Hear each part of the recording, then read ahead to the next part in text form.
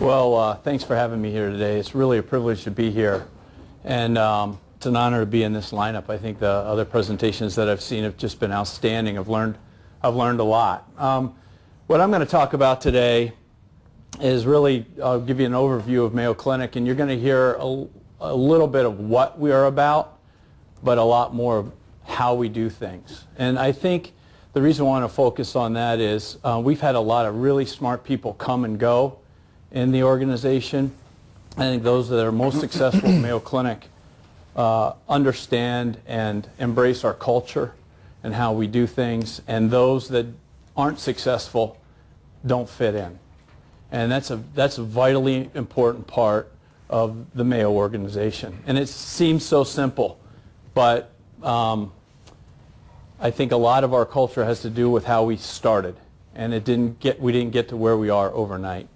That's important. I think a lot of my comments will resonate with you. Our experience with the Army-Baylor program has been outstanding. Those young men and women who have come into our organization have gotten it. They fit right in, and as a result, they've been very successful. So I don't know that there's anything novel I can add, quite frankly, but if there are questions, glad to address them. I've got two of my colleagues here that'll keep me honest.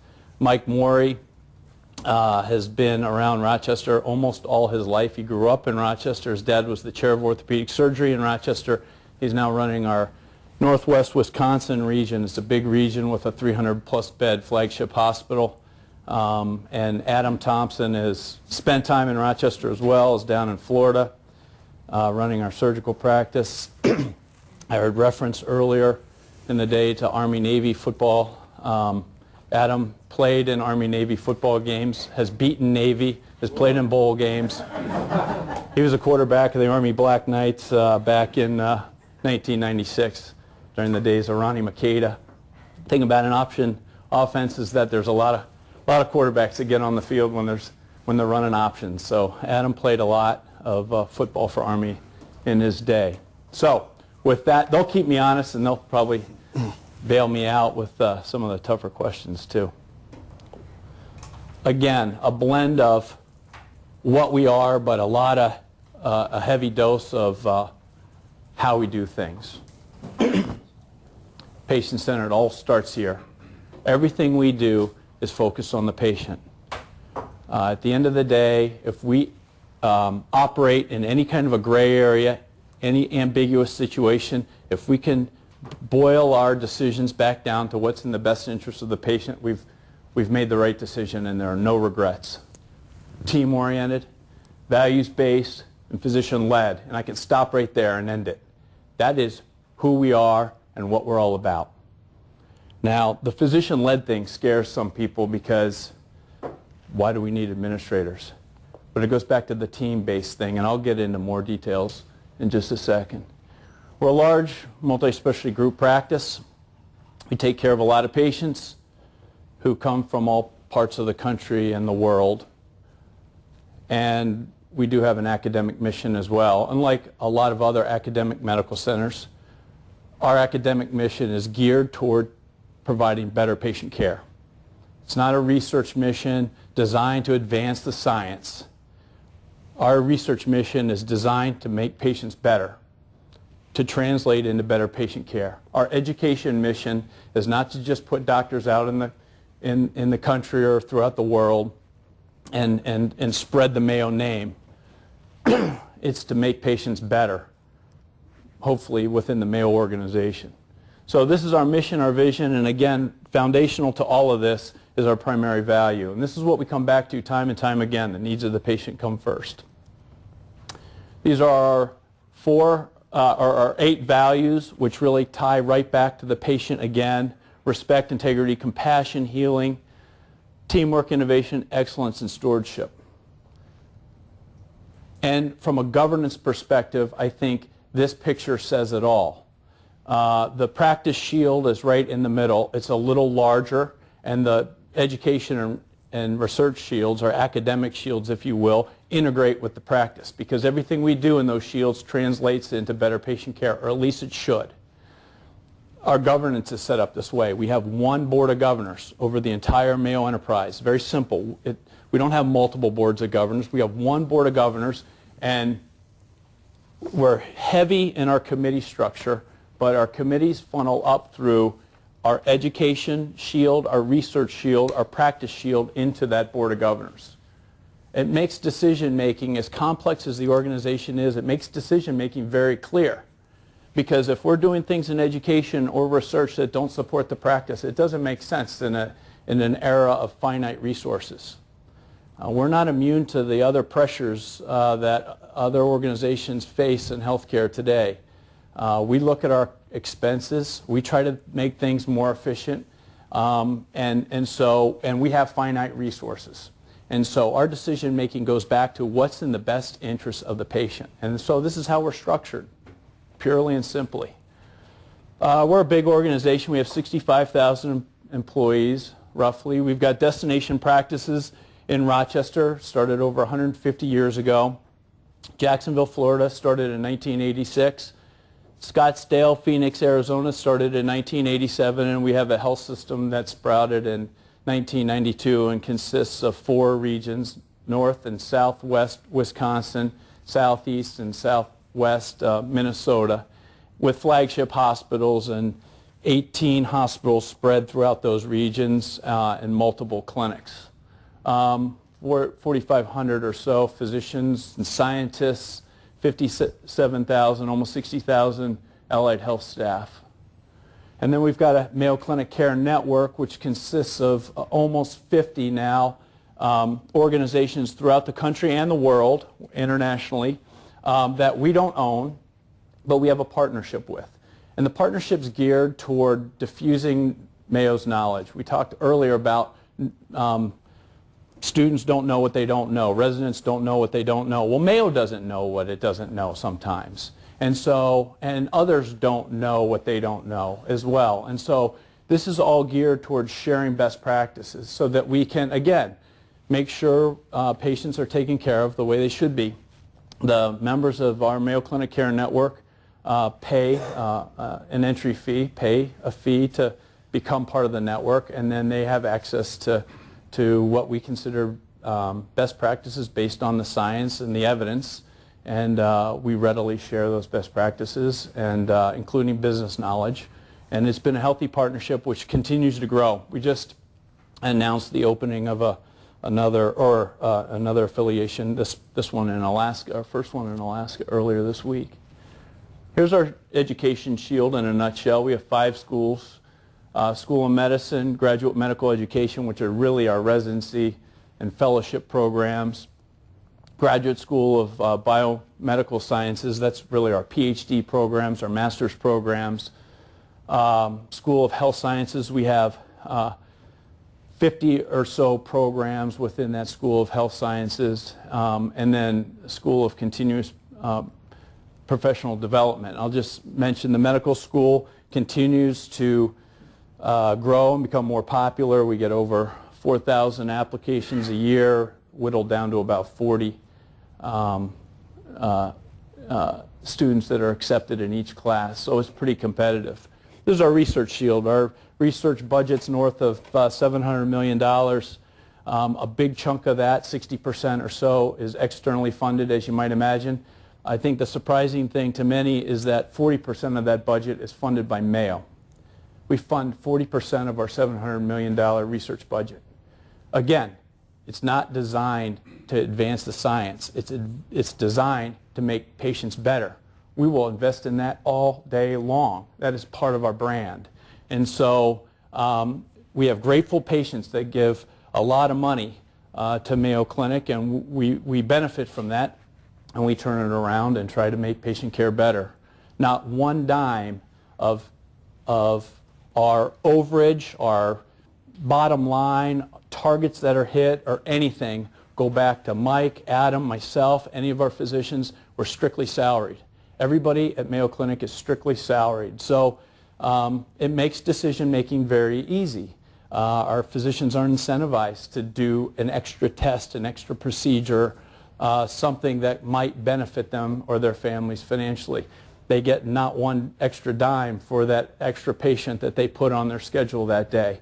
A lot of it's done via peer pressure and to some extent central control of calendars, if you will. That can work, but peer pressure works best, quite frankly. And when you're in a team-based, team-oriented environment and you want to take care of your colleagues, because you know when you take care of your colleagues, they'll take care of you, it works.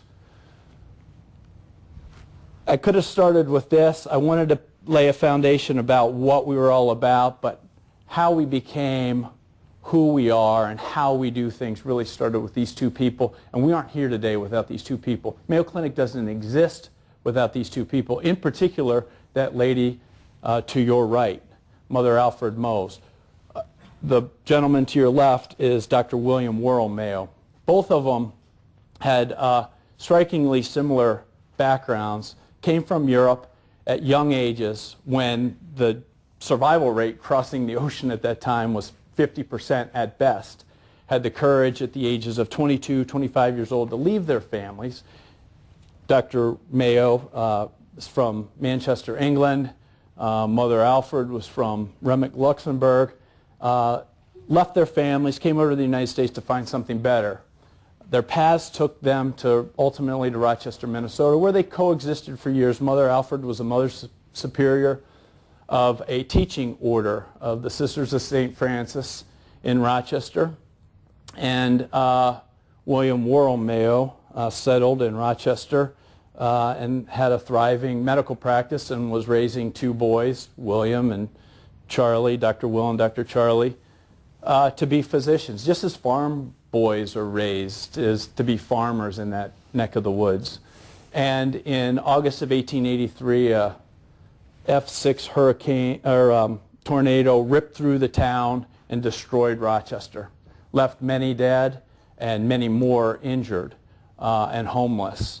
And it was the Sisters of St. Francis that approached the Mayo family at the time and offered the convent as a place for the injured and the homeless to go to be cared for by the Mayo family and their physicians. There was no hospital in Rochester at the time. Dr. William Worrell Mayo had a strong bias against hospitals. He had spent some time at Bellevue Hospital in New York City early in his career when he came to America, and he found them to be tremendously depressing and places where people just went to die, and he wanted nothing to do with the hospital. But Mother Alfred was pretty strong back in those days, this is 1800s, didn't take no for an answer and said, we need a hospital in this town. He said, I want nothing to do with it. She said, we'll raise the money, we'll build the hospital, you staff it with only Mayo staff. He said, I want nothing to do with it. She said, your boys are going to leave you after you're done with your medical practice. They're going to leave you. They're too talented. They're going to go to Hopkins. They're going to go to Mass General. They're going east where big medicine was performed. Without a hospital, there will be no legacy. And he bought in. He bought in. And the amazing thing is that in those days, $40,000 is a lot of money. They raised $40,000 and opened St. Mary's Hospital, and that's a picture of St. Mary's in September of 1889, in 6 years. Many people think Mother Alfred over the years squirreled away money and paid for it herself. Be that as it may, that legacy lives to this day. St. Mary's Hospital is a 928-bed hospital, one of our two hospitals in Rochester that form Mayo Clinic Hospital Rochester, and that's where it all started. And without that story, I'm not here today. We're not here today. Mayo Clinic's not here today. They put a lot of lawyers out of business back then because they did it on a handshake deal. And Mayo does a lot of things on the handshake deal. It's based on trust. It's based on credibility. It's based on teamwork and partnership and respect, and that's just how we do things. That goes back to our culture. It goes back to our values. And if you want to blow it in the organization, compromise those values. That's when memories get long. And so this is where that partnership comes into place. It's a physician-led organization, but everything is done in partnership. And the administrators play a vital role in that partnership. There's a legacy of partners that go back to the days of Mother Alfred and William Worrell Mayo, right through this gentleman who was the first lay administrator, a banker in town who Dr. Will hired to run the clinic operations in 1907, and he was the head administrator of Mayo Clinic for 44 years, Harry Harwick. And so there's a dyad leadership model that we have in place, and we spend a lot of time with the residents, onboarding them, just getting them to understand the story. Because if they can understand the story and they can understand how we function and they can understand the values and the culture, they're going to be okay. Because decision making becomes very clear in an ambiguous world when it's all about the patient and when it's all about working with your colleagues and working with your teammates. And you take the name off the back of your jersey and you only concern yourself with the name on the front of your jersey. And you don't worry about helmet stickers because it doesn't matter. You're wearing a brand name. And you work in partnership. And we have inseparable purposes. It's like a marriage. We complement each other. We bring different strengths to the table. I'm a business person. Mike and Adam are business people. But we're not clinicians. Our clinicians know what's best for the patient. We know what's best for the business. Together we'll make the right decision. And that's respected. And so our inseparable purpose, our singular focus, besides the patient, is to make sure we translate to the staff what the goals and the vision are for the organization. And also translate back up the chain to others above us who are making decisions that we're trying to execute on, what this is going to do to the operations, how this is going to impact the front staff, how this is going to impact the people who take care of our patients. We want to be change agents, constantly improving quality, service, safety, and that's an ongoing endeavor which never has an end. And then we want to stay on the cutting edge with respect to innovation. We want to be externally focused. I think there is a tendency at Mayo to be too insular, to look internally and benchmark against ourselves. I think it's really healthy. I love being in venues like this because I learn so much from so many other people, what they're doing and best practices that we can apply back in our organization. I've taken tips already from those who have spoken before me that we're going to apply to the residents at Mayo going forward. So we absolutely have to be externally focused more than sometimes we have been. And then we want to develop leaders. And this is another ongoing endeavor, but at Mayo you're not in any one position for any extended period of time. There's a real balance of power. We're in our positions for administratively roughly 8 to 10 years tops. Physician chairs are in their positions 8 years tops. They rotate out.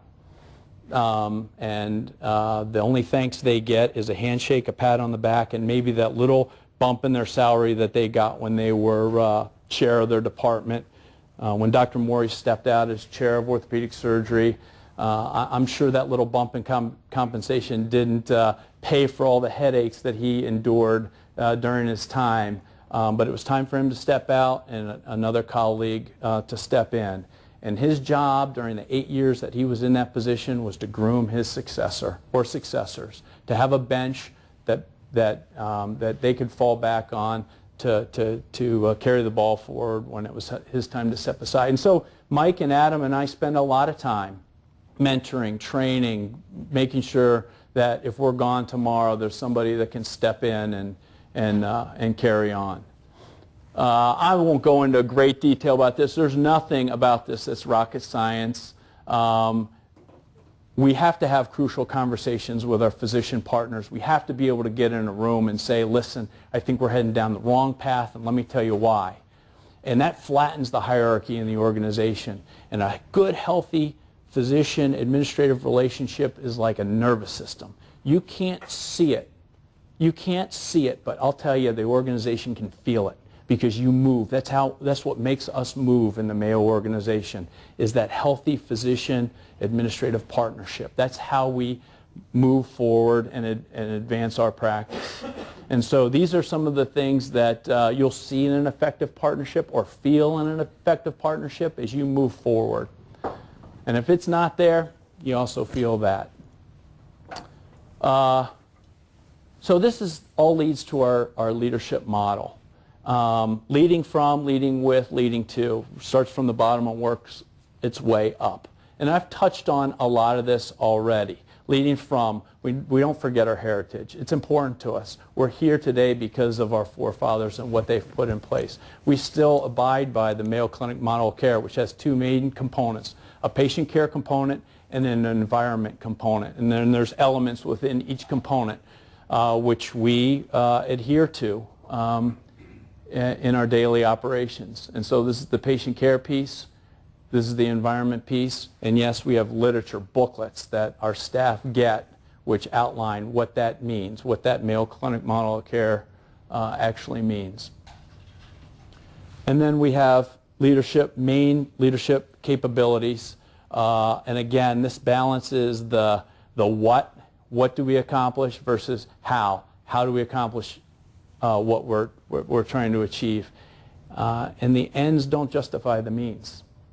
The ends do not justify the means. It is important to make sure we stick to how we're doing things so that we don't compromise our values and don't ultimately compromise that culture. So, the how, inspiring values and engaging colleagues.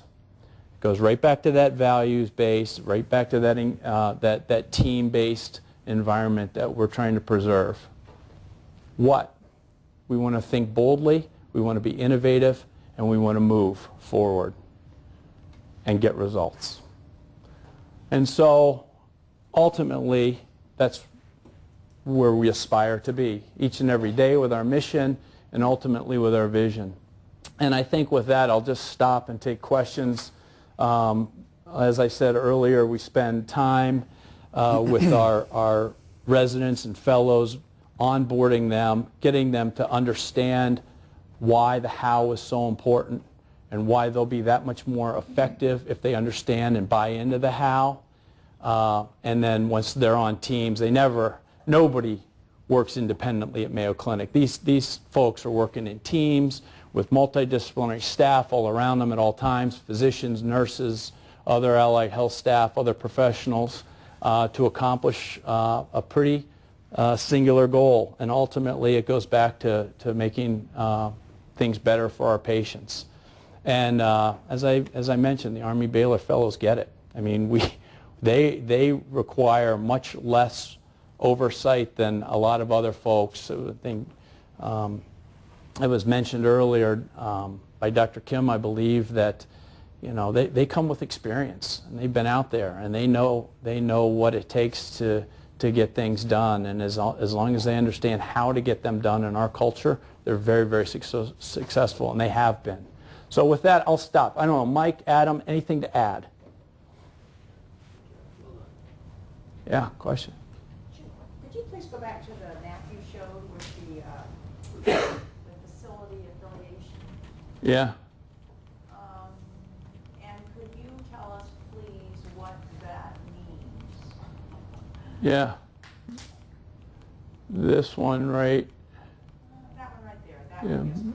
Yeah. So these are roughly 50 organizations throughout the enterprise isn't the right word. Here are our destination sites here: Rochester, Minnesota, Jacksonville, Florida, and Phoenix, Arizona. All of these other facilities have signed an agreement, expressed a willingness to partner with Mayo Clinic to understand some of our business practices, better understand our clinical practices, receive access to information that we have within the organization. They can use the Mayo name. There's a brand component to this. And they pay our membership fee. They can, at the drop of a hat, if they have a patient in their office that is a really complex patient, instead of sending them to Rochester or Jacksonville or Phoenix to be seen, they can call any one of our physicians at any time or send them an email at any time and say, I got this patient, and it's a tricky situation, this is what they've got, this, and this, and we curbside consult with them. Free.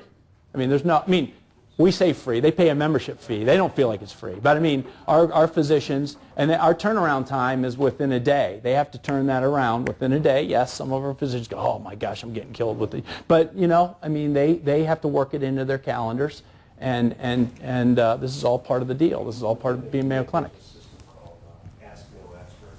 Ask. Ask Mayo Expert. And so if there's this issue that somebody doesn't know anything about, they just enter the condition. And they'll get an It's like our Wikipedia for clinical practice. Yeah. And they'll ask them a question, they'll get a response. Yeah. Yeah. Could you talk a little bit about your governance process, both for identifying and spreading best practices, and as well resourcing, you know, from the most junior level, somebody that has a good idea that might benefit the organization? Outstanding question. Been a real trick in an organization this size. You know, making sure Mayo knows what Mayo knows is an ongoing challenge. So what we've done, you know, if I go back to that governance slide, my picture of a governance slide, what we've done across the enterprise is we've put in place what we call specialty councils.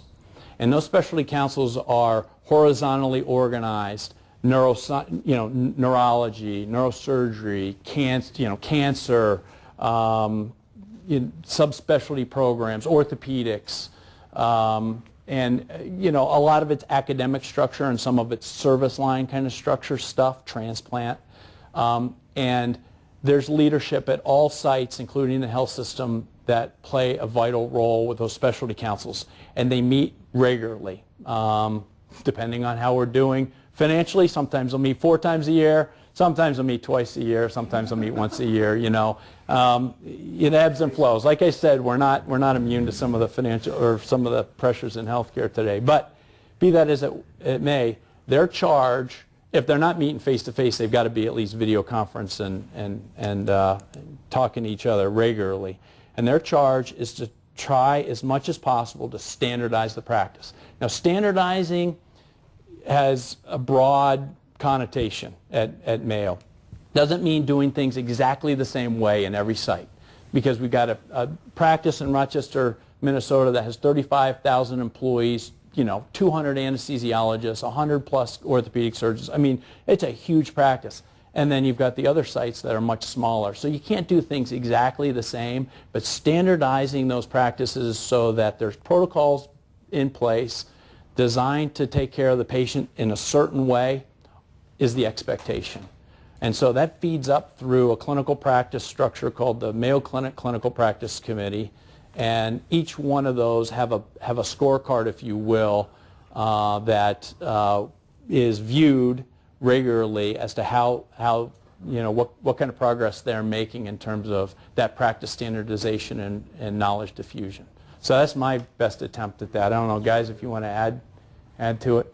I'd just add that this concept of converging on best practice for the last 5 to 7 years has become sort of the battle cry, and very practically speaking, as Ken mentioned, these clinical practice committees or surgical committees, right after they ask, is this in the best interest of our patients, they ask, is this what is happening at the other sites? It becomes the default position that we want to look like our colleagues in Minnesota, like our colleagues in Arizona, and they're doing the same thing in the health system. So it is a palpable sort of move to be more like, so that ultimately our patients experience the same Mayo Clinic wherever they are.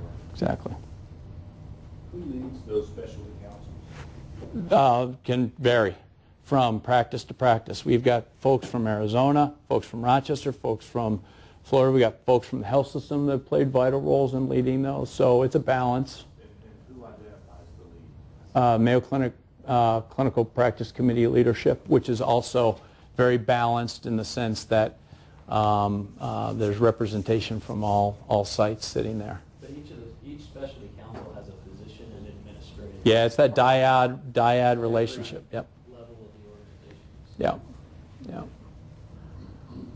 And does that carry over to business processes as well, or is it strictly more clinical practice focused? The specialty councils are very clinically practice focused, although we have a clinical operations forum every year where the administrators get together throughout the entire enterprise and share best practices from an operational standpoint. And we move people around. I spent 15 years of my career in Jacksonville, Florida. Now I'm in Rochester, Minnesota. Mike has spent most of his time in Rochester. Of course, he grew up there. He's been in Jacksonville, Florida. Now he's in Eau Claire, Wisconsin. Adam has been in Rochester, Minnesota. Now he's down in Jacksonville, Florida. We move them around, you know, and the physicians will move as well, but the administrators are expected to move and be flexible. So, thank you very much. Yeah.